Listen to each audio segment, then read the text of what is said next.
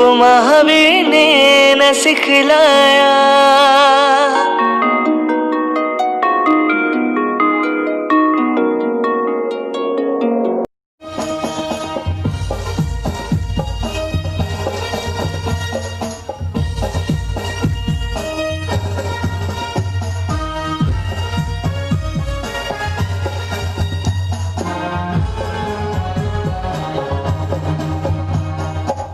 महान तो मेरा धर्म है।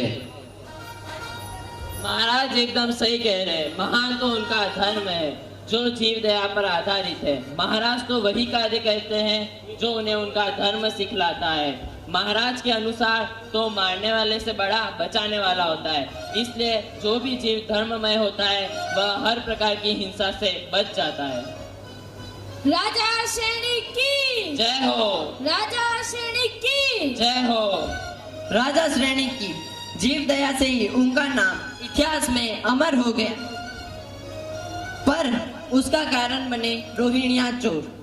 तो चलो देखते हैं रोहिणिया चोर उनकी इतिहास में कैसे उनका इतिहास मतलब उनका नाम उन्होंने इतिहास में रोशन किया। चलो देखते हैं आगे। महाराज मुझे कुछ समस्या है। क्या समस्या है तुम्हें? महाराज मेरी जीवन भर की कमाई धन दौलत व रोहिणिया चोर एक ही रात में चुरा कर ले गया। और महाराज कल मेरी बहन की शादी है और वह निर्दय रोहिणिया चोर सारे गहने चुरा कर ले गया। महाराज वह चोर मेरी सारी धन संपत्ति ले गया। आप कुछ कीजिए महाराज, कुछ कीजिए। मैं आप लोगों की समस्या समझता हूँ। इस समस्या का निवारण करने के लिए मैं हमारे महान मंत्री बुद्धिमान मंत्री अभय कुमार को ये सौंपता हूँ कि वो चोर को जल्द से जल्द पकड़ ले। जो आज्ञा महाराज। मैं आपको वचन देता हूँ कि मैं जल्द से जल्द उस निर्दय चोर रोहिणिया को पकड़कर आपके समक्ष प्रस्तुत करूंगा। आज्ञा दीजिए महाराज। आज्ञा है।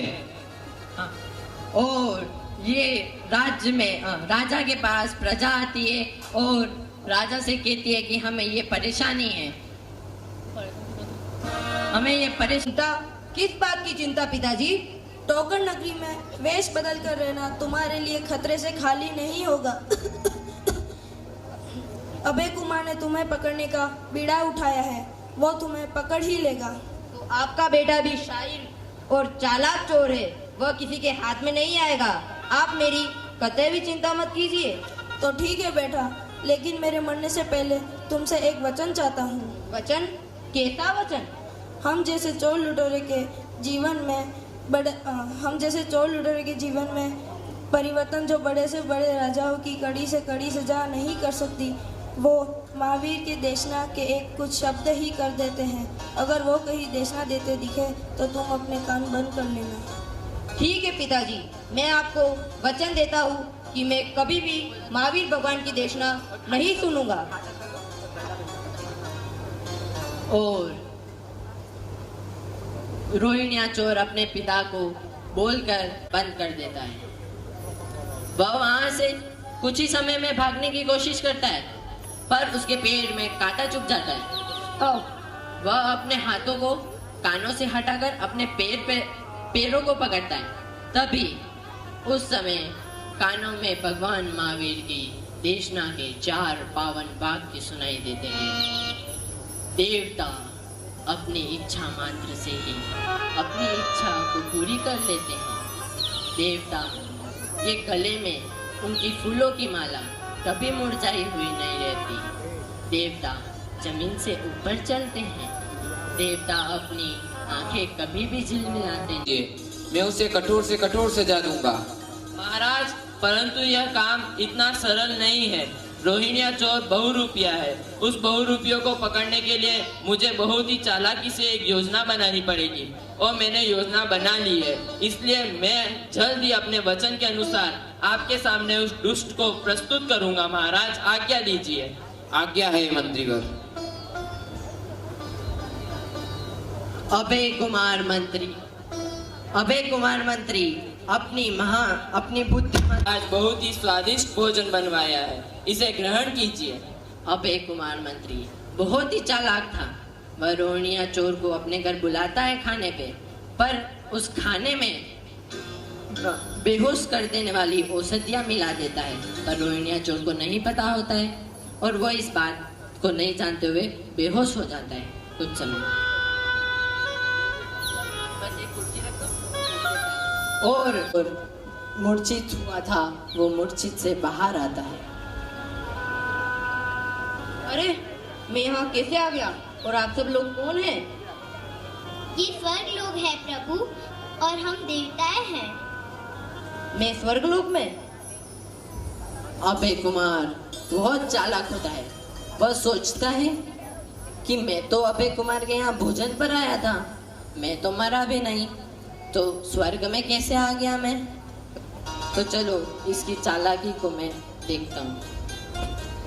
आप किस विचार में डूबे हुए हो प्रभु? अच्छा ये छोड़िए, आप बताइए कि आपने पूर्व भव में ऐसे कौन से अच्छे कार्य किए जो आपको स्वर्ग लोक मिला? मैंने पूर्व भव में बहुत सारी दानशालाएं और मंदिर बनाए, इसलिए तो मुझे स्वर्ग मिला है। धर्म ही मेरा सब कुछ था। नहीं, धर्म ही मेरा सब कुछ था, लेकिन ये स्वर्ग नहीं है। मैं यहाँ कैसे? आप सब लोग देव गण नहीं है। बताइए आप कौन है? नहीं, हम देव ही है। नहीं, आप देव नहीं है। आप कैसे बता सकते हैं कि हम देव नहीं है? नहीं, मैंने महावीर भगवान की देशना सुनी थी। उसमें उन्होंने बताया था कि देवलोक में देव जमीन से ऊपर चलते हैं। उनके द्वारा पहनी हुई गले में माला के फूल कभी मुरझाते नहीं है। वो कभी अपनी आंखों की पल के चिलमिलाते नहीं है और उनकी विचार मात्र से ही उनकी इच्छा पूरी हो जाती है। बताइए आप सब कौन है? हम अभय कुमार के सहायक है। हमें तो शक था कि आप रोहिणिया चोर है, पर आप तो महान है, धर्मात्मा है, हमें माफ कीजिए। रोहिणिया चोर सब सेवकों को बुद्धू बनाकर वहां से चला जाता है और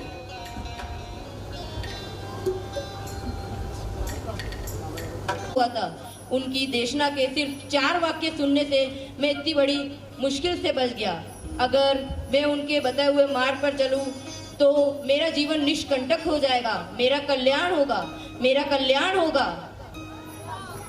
इसलिए मैं अपने पापों का प्रायश्चित करूंगा। क्या चोर, तुम यहाँ पर क्यों आए हो? तुम तो मेरे बिछाए हुए जाल से बचकर भाग गए थे। बताओ यहाँ क्यों आए हो? मैं यहाँ अपने पापों का प्रायश्चित करने आया हूँ और ये सारा धन आपको देने आया हूँ। मैं मानता हूँ कि मैंने आपको अपनी बुद्धिमत्ता से परास्त किया, लेकिन वह असल में मेरी बुद्धिमत्ता नहीं थी। ये तो सिर्फ महावीर भगवान की देशना के कारण हुआ था। मैंने सिर्फ उनके 4 वाक्य सुने थे और वह मुझे याद रह गए, और उसी के कारण मैं इस मुश्किल से बच गया। ये तुम कह रहे हो? हाँ महाराज, मैं यहाँ अपने पापों का प्रायश्चित करने आया हूँ। बस मेरे जीवन में बस यही इच्छा रह गई है कि मैं महावीर भगवान के बताए हुए मार्ग पर चलूं और अपना जीवन का कल्याण करूं। जाओ, तुम्हें माफ किया और अपने जीवन का कल्याण करो। धन्यवाद महाराज, धन्यवाद। रोहिणिया चोर भगवान महावीर के समूह शरण में जाता है और धर्म मार्ग पर लग जाता है। तो देखा आप सबने कि उसने मात्र 4 वाक्य सुने थे और उन 4 वाक्यों से उसके जीवन में कितना बड़ा परिवर्तन आ गया। तो हमारे पास तो बहुत जिनवाणी माता है।